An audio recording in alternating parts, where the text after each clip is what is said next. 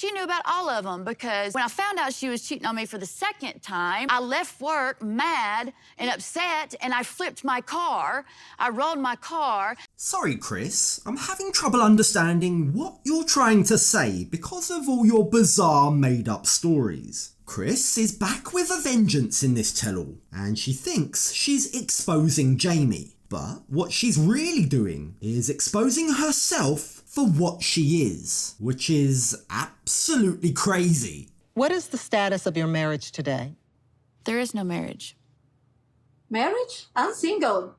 Can any of us say that we're surprised by this outcome? They clearly weren't together last week, and so far neither Kris nor Jeymi have been particularly involved in the discussions about the other cast members. But we'll get back to that later. Before we get into Kris's madness, let's see how they got here. I'm curious to see what the group will say to her after they saw Kris lay hands on Jeymi in the final episode of the season. I deal with anger by leaving. If I get mad, I will leave. Don't try to stop me. Don't grab me. Just let me leave. I will calm down and I'll come back. Okay, sure, she's not the only one that does that on this show. I mean, we've seen Mahmoud get up and walk away numerous times in the middle of an argument with Nicole. And guess what? We all hated that too. It's immature and it doesn't solve anything when he does it. And exactly the same thing applies to when Kris does it too. So why was Gabe all over Mahmoud about his actions? He doesn't want to be challenged. How many times did we see him walk away in the show? Yet barely says anything at all to Kris about hers. If you try to stop me, I black out. That's crazy. Can someone show me where exactly Jeymi tried to stop Kris? Because from what I can see, she does no such thing. Now, I'm not sure how Kris's excuse of blacking out when she's angry is in any way acceptable. I mean, if that's true and that really does happen to her, well, then frankly, she's a danger to other people. She should probably be locked up somewhere, or at the very least, be made to take anger management classes. It's just a defense mechanism. There's something odd going on. Like, we know that the show has to clip and edit the footage, right? I get that. But Kris's segment seems to have been really poorly edited. There's so many strange cuts. Remember how earlier I mentioned that the pair have hardly been getting involved in other people's discussions? It almost feels like all of Kris's input has been cut out. Now, is that because the production crew don't want to highlight her violent behaviour from the season finale? Or is it because Kris was maybe acting weird at the studio whilst filming and they don't want to feed any more of those rumours? Regardless, they change the conversation and go to Jeymi. Sean asks Jeymi how she feels now about their relationship, to which she answers, Siento que me enamoré de un engaño, siento que me enamoré de alguien que no existía. Es absurdo.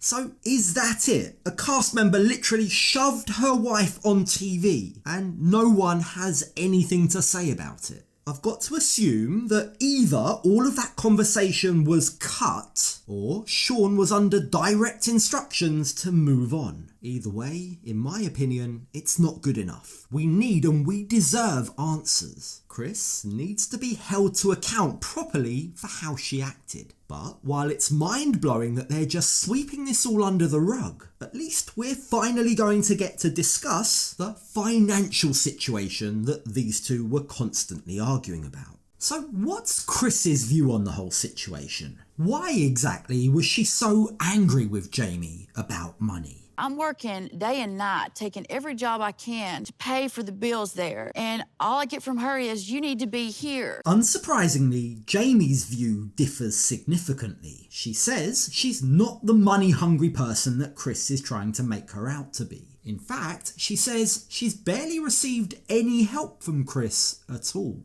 Mi respuesta es que yo recibí solo una renta.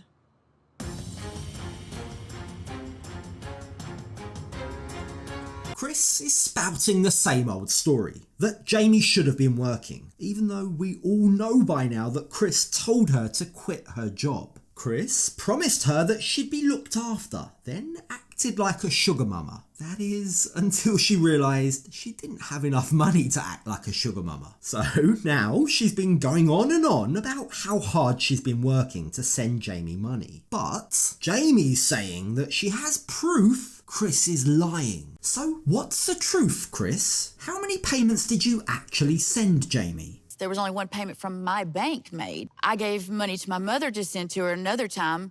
There's the Kris we all love to hate, with excuse after excuse. There's no doubt in my mind that Kris is lying. She's almost certainly only sent Jeymi just the one payment. I think there's probably a strong argument to be made that Kris knew that before she got on that plane home first time round, she knew she didn't want to be with Jeymi. She knew she had no intention of returning, no intention of paying for an apartment that she wasn't going to live in. That's probably why she stopped sending payments after just a month. So when Sean asks Kris how much money she's sent Jeymi in total during the course of their relationship, her answer shocks everyone. In total, on the whole relationship, about 10 grand.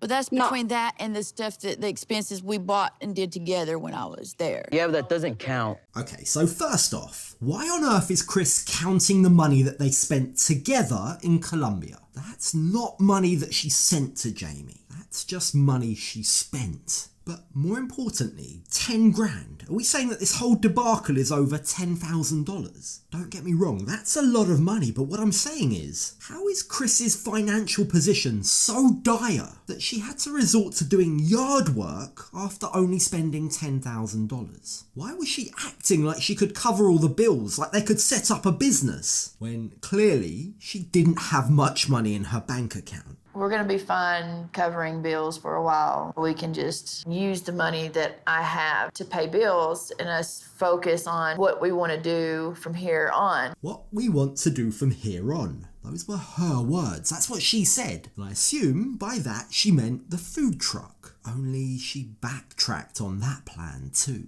The fact of the matter is, Kris panicked, she ran away, and now Jeymi's being painted as a gold digger.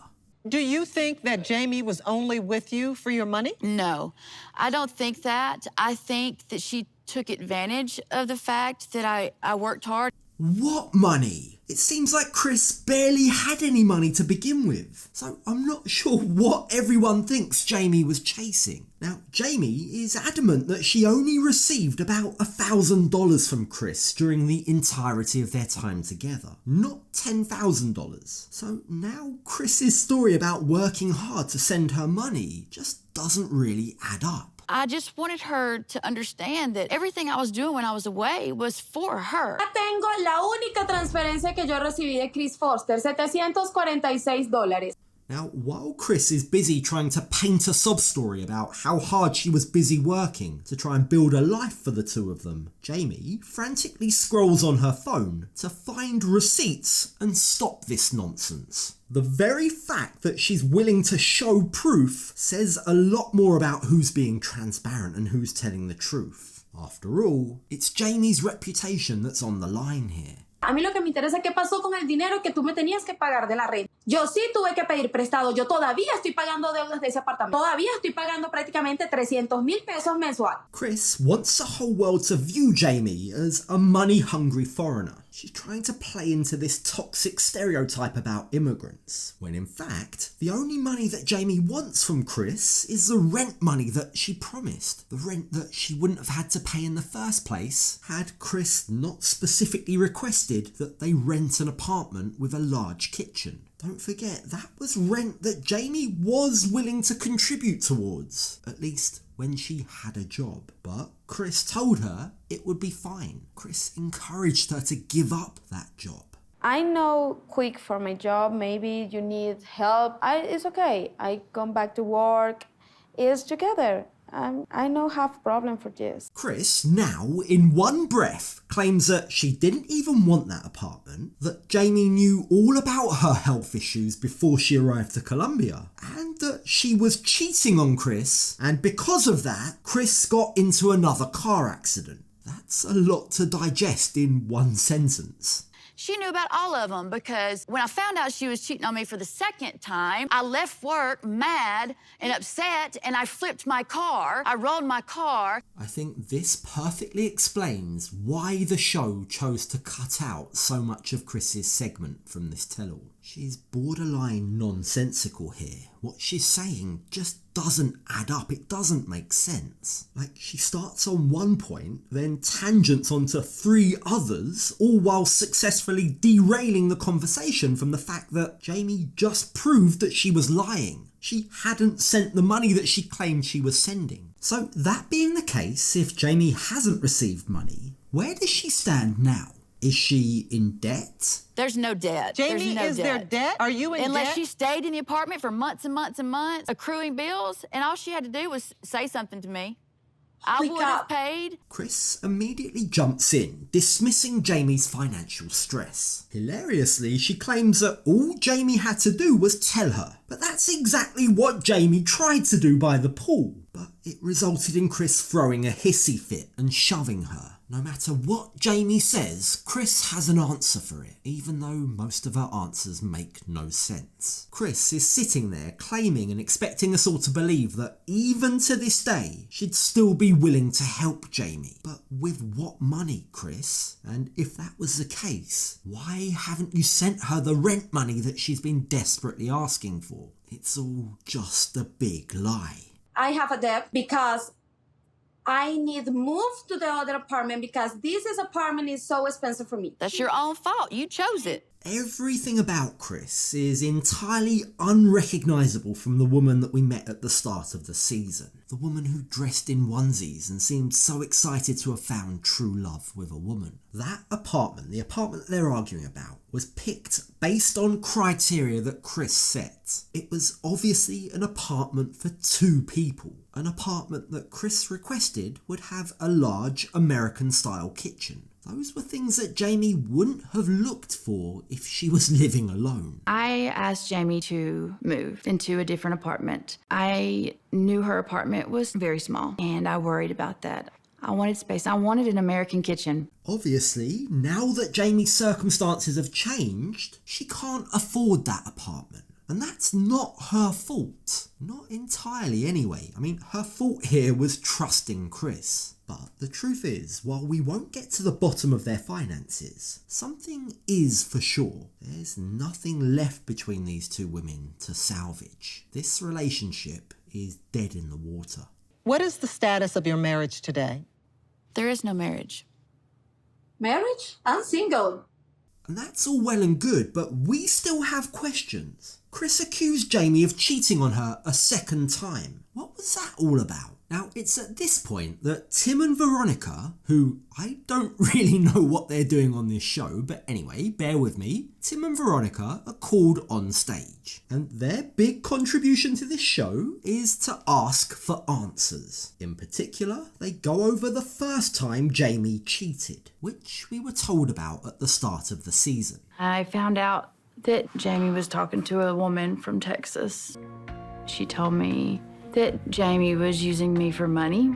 Jeymi has openly admitted that she began talking to another woman from Texas after Kris ghosted her for a month. So she's understandably confused as to why it's being brought up as though it's new information. Now, Kris shares the evidence of these conversations between Jeymi and this other woman, but it's not really that important because Jeymi's already taken responsibility for it. So what exactly is Kris trying to prove? Did you consider that cheating on Kris? No, because she disappeared 1 month. And I think the relation is over. Kris knows that this is how Jeymi felt. She understands why she did what she did. Kris admitted that in the past. I understand why Jeymi started talking to this other woman. I hurt her by ghosting her, so she hurt me. Yet, in classic Kris fashion, she's now trying to change the narrative. She's now trying to make Jeymi look like a terrible person. In fact, Kris now claims that she only ghosted Jeymi for about 5 days during that time. Why? Because she was calling me when I was at work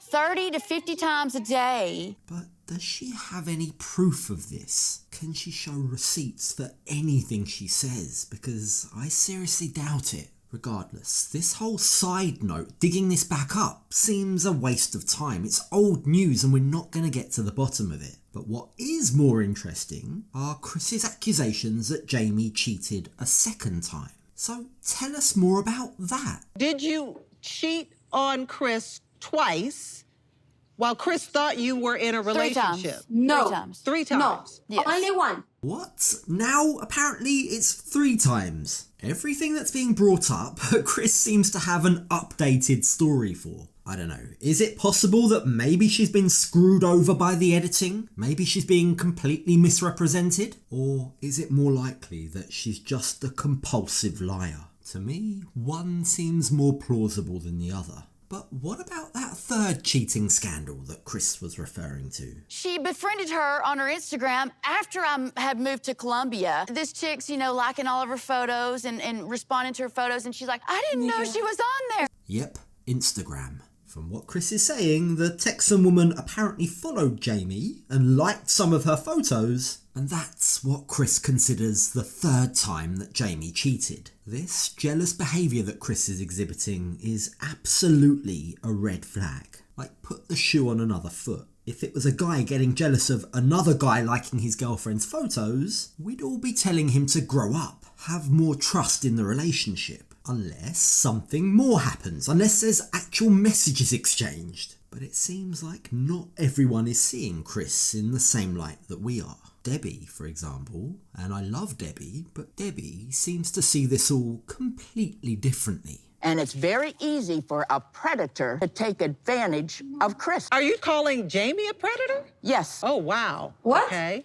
I've really appreciated Debbie's unique style, her unique take on life. But to be honest, she's completely out-Debbied herself here. I disagree with her take. Jeymi isn't the predator in this relationship, and it seems as though she's as mind-blown as we are at how easy the cast have been on Kris. But Jeymi isn't going down without a fight. Al mismo tiempo que aparece esta mujer en la vida de Kris, su exnovio me estaba enviando fotos de ella desnuda, teniendo sexo y demás. Eso nadie lo dice. Oh gosh, this is just getting messier and messier. Kris seems completely unfazed. She says it's all a lie. But Kris can say whatever she wants. She can try and play it cool. But yet again, Jeymi comes through with receipts. She says she has pictures that she can show that Kris's ex-boyfriend sent to her. But, of course, if these are really photos of Kris having sex, I don't think any of us actually want to see them.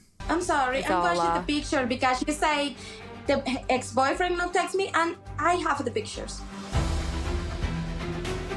It's at this point that we're told there's going to be a third episode next week, and we're going to have to wait and see if Jeymi's telling the truth. But, spoiler alert, she probably is. Either way, the combination of Kris's chaotic storytelling, her constant changing of her narrative, her bizarre demeanour, and the fact that the show has so obviously had to edit around her, makes me believe that whatever was left on the editing room floor must have been really bad.